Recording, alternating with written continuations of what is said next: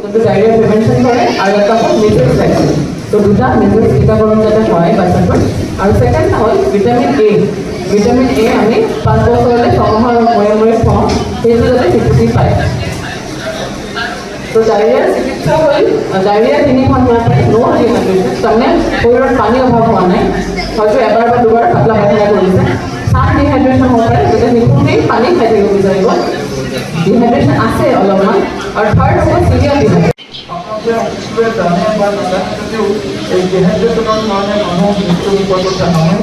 সেইকাৰণে আপোনালোকে সকলো বা বিনম্ৰ অনুৰোধ আপোনালোকৰ শিশুসকলে পুষ্টিহীনতাৰ লগতে ফুলাম গামোচাৰে সম্বোধন জনাবলৈ মই জিলা স্বাস্থ্য সমিতিৰ বিষয়ভাৱে অনুৰোধ জনাইছোঁ।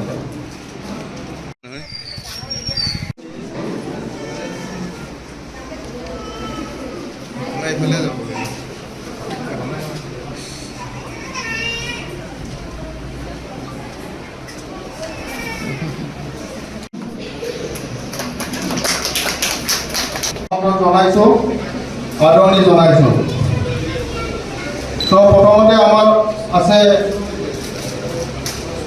সম্বৰ্ধনা অনুষ্ঠান। প্ৰথমতে মই আমাৰ জিলা স্বাস্থ্য সমিতিৰ ফালৰ পৰা যিকোনো খবৰৰ বাবে যোগাযোগ কৰক 7099017330 লগতে 7099017110 নম্বৰত।